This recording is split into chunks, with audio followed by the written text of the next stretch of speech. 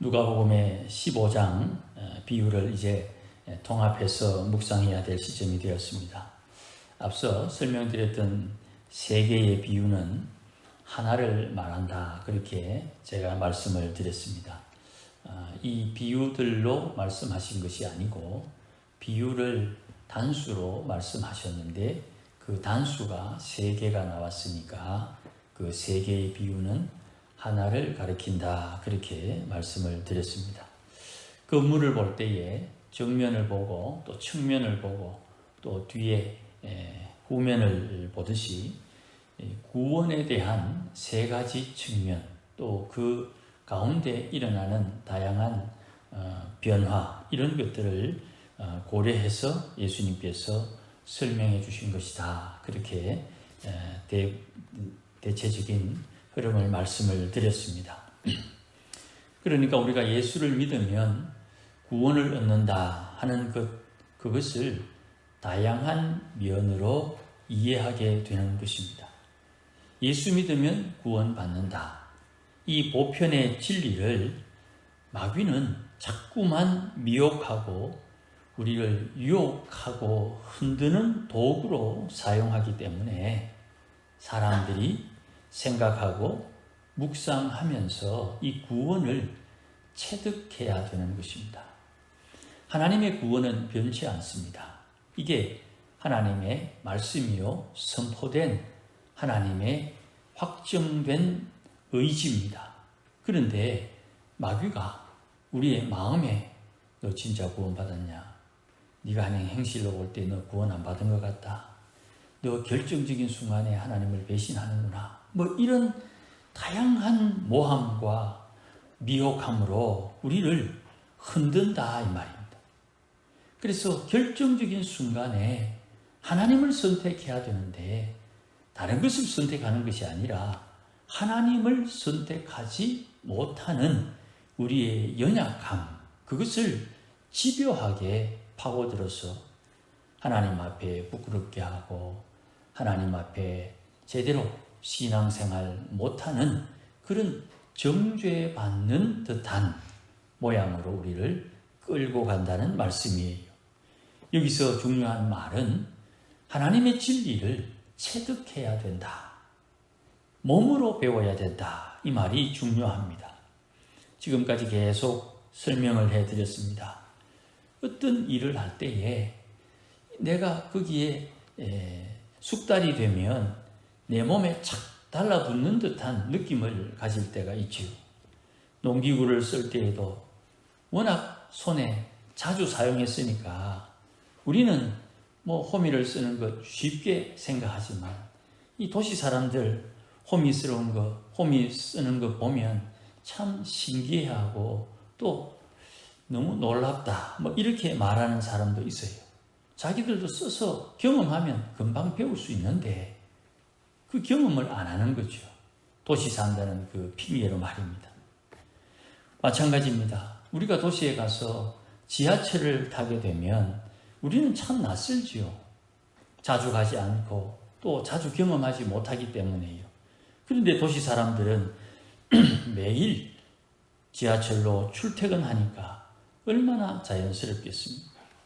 가령 1호선을 타고 어느 역에서 3호선으로 갈아타야 된다 하면 처음에는 1호선 가서 3호선 갈아타면 되겠구나, 그렇게 두리번 하면서 찾지만 자주 다니는 사람들은 1호선에서 3호선 열차를 가장 빨리 탈 수 있는 차량과 그 문, 그리고 얼마나 뛰면 다음 차를 바로 탈 수 있느냐, 이런 것까지 다 계산해가지고 시간을 아끼면서 삽니다. 우리가 이런 지혜, 이런 지식이 있으면 좀 삶이 편안해지는 것이죠. 시간을 아끼고 말입니다. 가령 이런 말도 한번 해보십시다. 대구에서 전라도 가려면 서부 정류장에서 버스를 타야 됩니다. 청도 쪽으로 가려면 남부 정류장에서 버스를 타고 포항이나 경주를 가려면 동부 정류장에서 차를 타지요.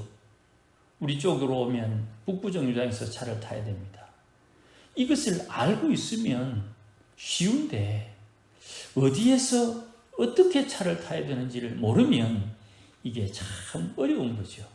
알고 나면 별게 아닌데 모르면 이거 찾는다고 참 어려운 마음 고생을 하는 것입니다.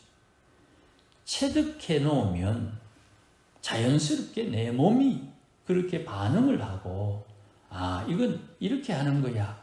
왜라는 말을 하지 마. 이렇게 하는 게 당연한 것이고 정상이고 이게 유익한 거야. 이렇게 내 몸으로 배우면 그렇게 되는 것이죠. 구원의 지식을 알고 있으면 구원을 가지고 마귀가 장난칠 때 당당할 수가 있는 것입니다. 여러분, 변치 않는 하나님의 말씀으로 선포된 우리의 구원을 마귀는 흔들래야 흔들 수가 없는 거예요. 그러나 믿음이 약하고 이 하나님의 구원에 대한 지식이 모자라게 되면, 부족하게 되면, 말씀에 든든히 서 있지 못하면 가끔 구원을 의심하게 되는 것입니다. 예수를 믿으면 누구나 구원을 받는다. 이건 주님께서 선포하신 변치 않는 말씀이에요. 그러니 우리가 생각할 때에 마귀가 와서 야, 너 거짓말 했잖아. 그 거짓말한 죄를 용서하기 위해서 십자가에서 피 흘리신 주의 보혈이 뻘겋게 우리 눈앞에 펼쳐져 있는데 마귀가 그것을 눈에 보이지 않게 하고 우리의 마음에 도덕과 윤리의 개념으로 우리를 속박하려고 하는 그 악한 계획을 당장 눈치채고 말도 안 되는 소리 하지 마라 하면서 마귀의 시험을 이길 수가 있는 것이죠.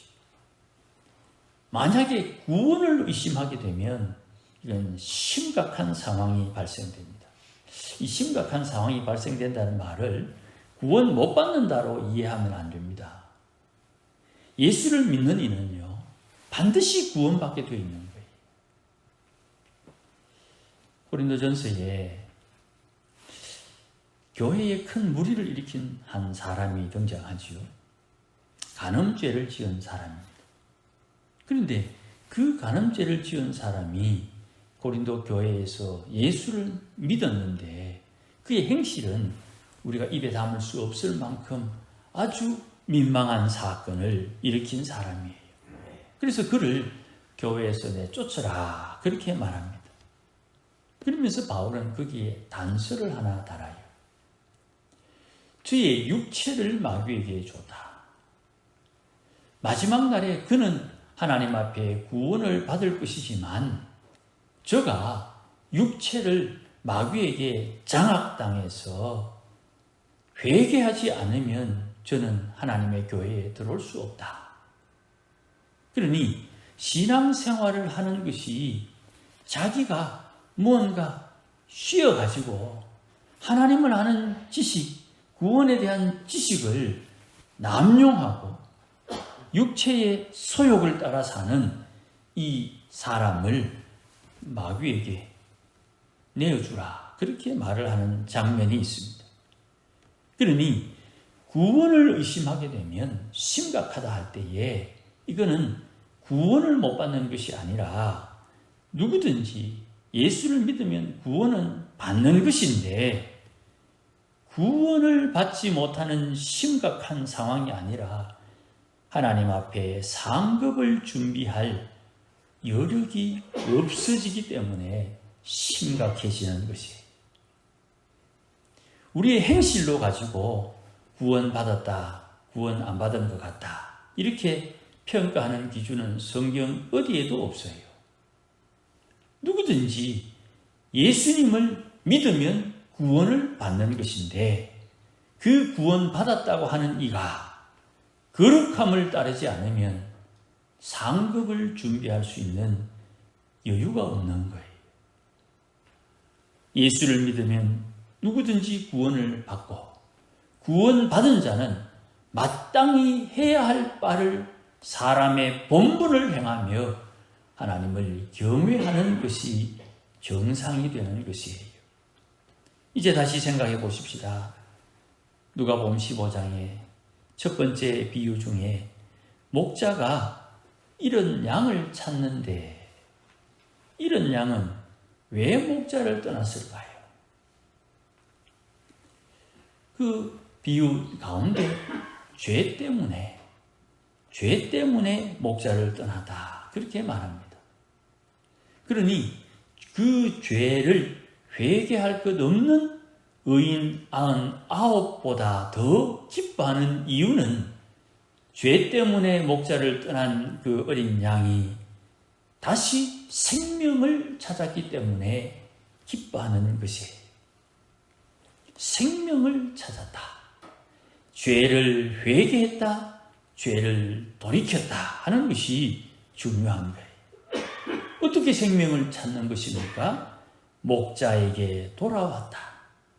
이 목자에게 생명이 있기 때문에 목자에게 돌아온 이 행실이 구원의 또 다른 하나님의 은혜가 되는 것이에요.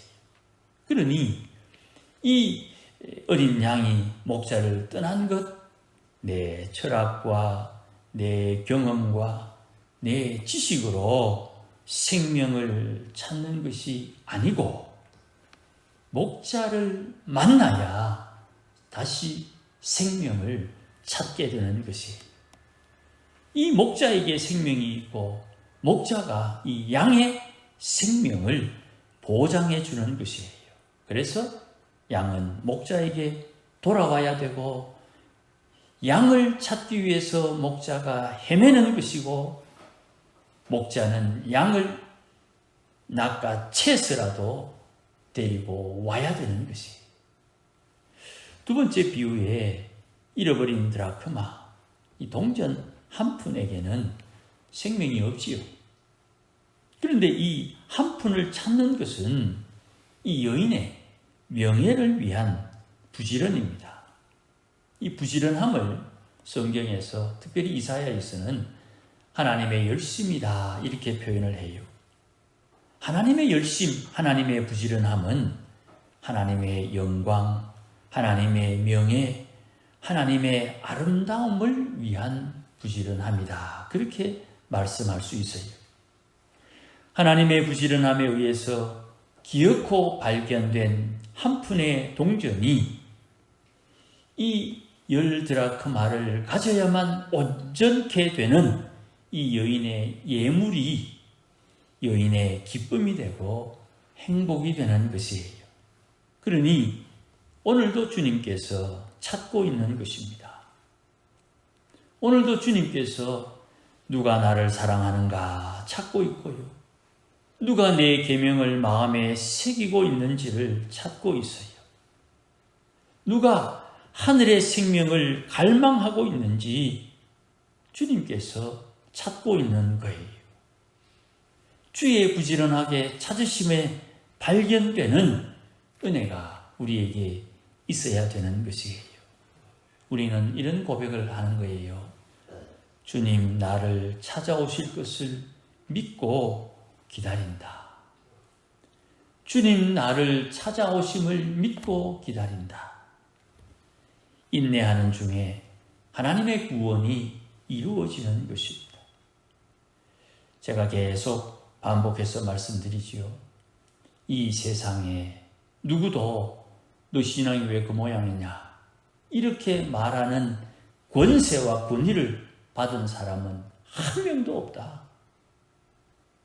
내 모양 이런 것 네가 뭔데 나보고 이랬나 저랬나 하고 말할 수 있느냐.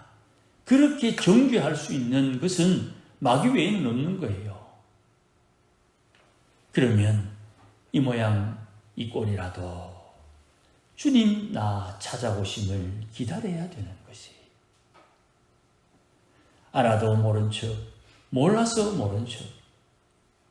하나님께서 우리에게 주신 은혜는 각자의 구원을 이루어내는 거예요. 저는 저의 구원을 이루기 위해서 성화의 삶을 살기 위해 애를 쓰는 것이고요. 목사의 직분이 있으니까 성도들과 또 주위에 기도가 필요한 사람들, 하나님의 은혜가 필요한 사람들과 엮여서 그들에게 하나님의 사랑과 은혜를 공급하며 사는 것이지요. 그런 인생의 연결고리, 그런 인생의 어울림을 통해서 나는 나의 구원을 이루어가는 것이에요. 그 성화의 구원을 이루어가는 것이에요. 그런데 여기에 어떻게 구원받았어요? 예수 믿어 구원받았죠. 당신의 구원은 아직 덜 이루어졌나요? 아니요. 예수님께서 나를 하늘의 백성으로 구원해 주셨지요. 그런데 무슨 구원을 또 받는단 말입니까? 이 성화의 구원은 하나님의 마음을 담는 것이고 하나님의 성품을 담는 것이고 하늘의 상급을 준비하는 신앙의 생활을 말하는 것이요. 이것을 합쳐서 그냥 성화의 구원이다. 그렇게 말하는 것이에요. 이 마지막 비유에서 우리는 한 가지 독특한 것을 봅니다. 아버지. 이 아버지는 기다립니다. 이 아버지는 답답할 정도로 무식할 정도로 아버지는 아들을 기다립니다. 아들은 자기의 처지가 황폐해지고서야 비로소 아버지를 기억합니다. 아버지를 기억할 때까지 이 아버지는 아들을 무작정 기다리는 거예요. 하지만 아버지는 그 지경이 되어도 다시 돌아오기를 기다리고 있음을 우리가 놓치면 안 돼요. 우리 마음에 성질이 급해가지고 서로 조금 먼저 다가가지 못하니 그런 오래 기다리게 되었지 참 답답한 일이다. 그렇게 생각할지 몰라요. 그러나 그게 아니에요.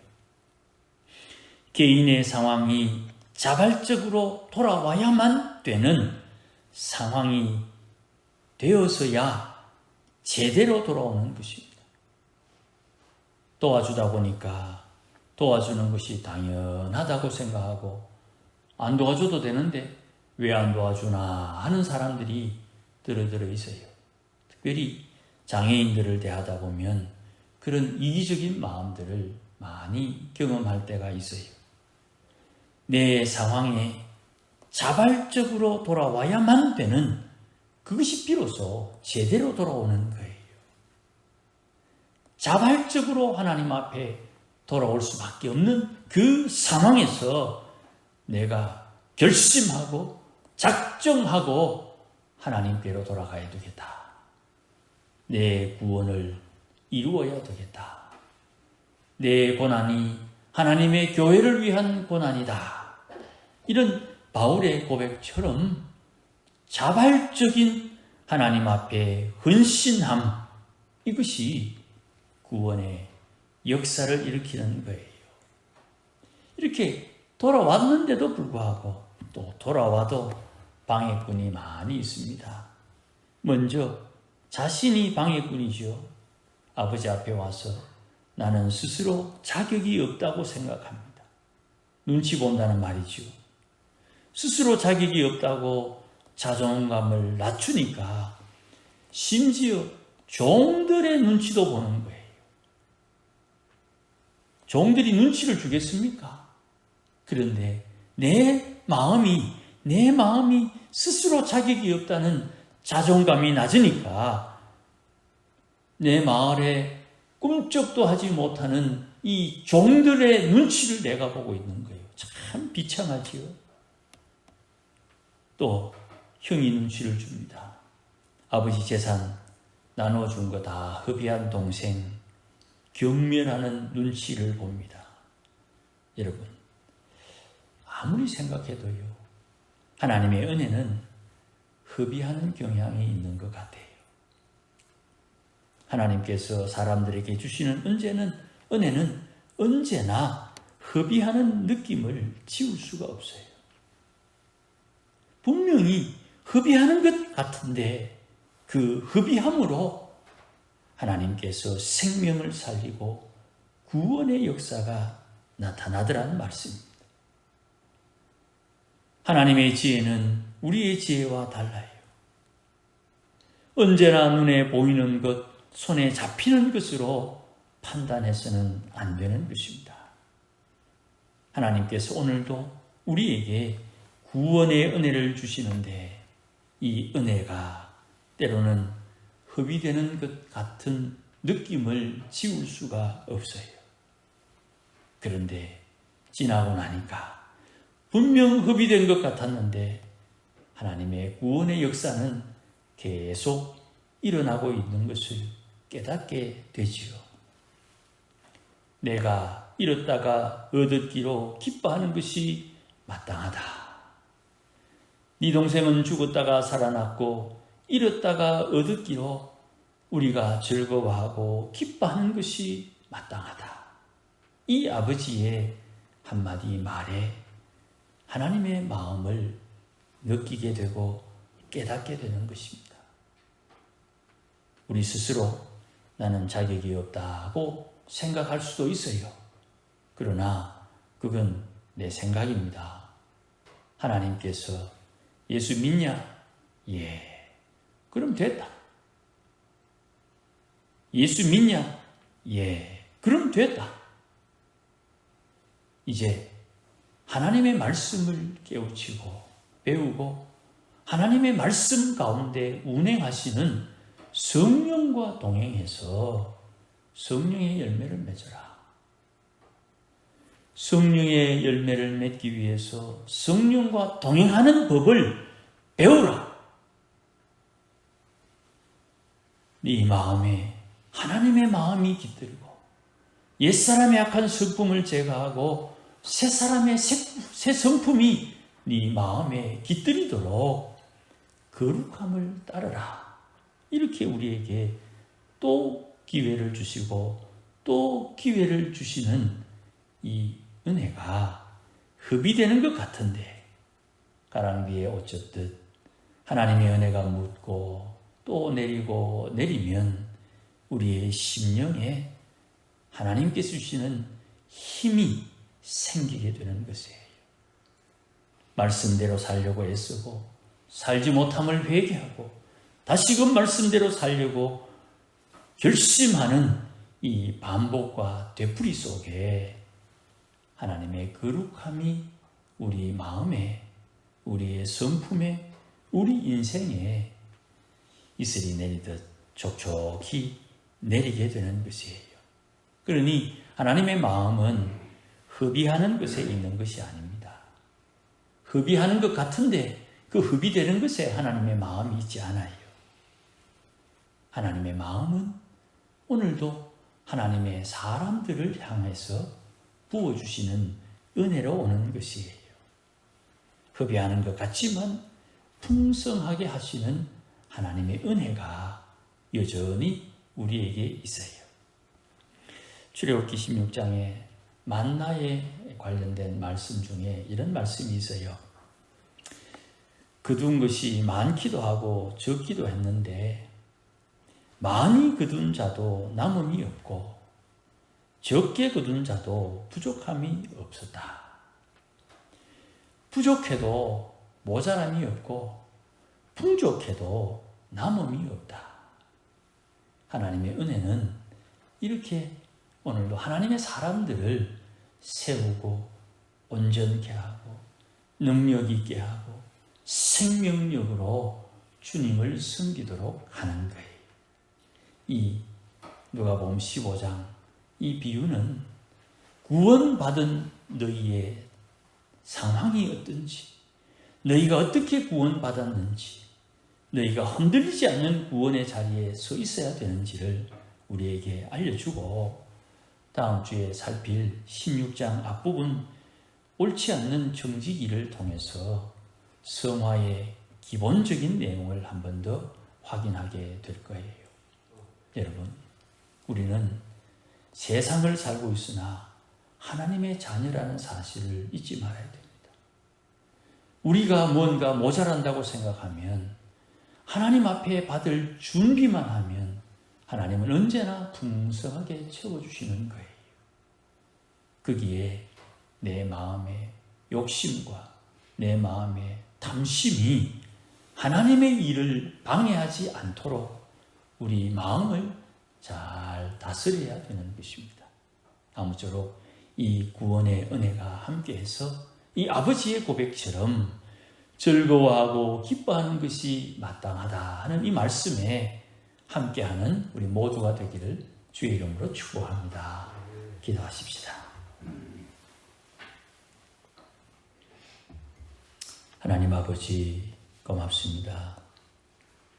흔들리지 않는 구원을 우리에게 허락하셨으니 믿음으로 받아 이 땅에서 살고 있으나 마귀의 공작에 흔들리지 않도록 하나님 은혜를 덧입혀 주시옵소서.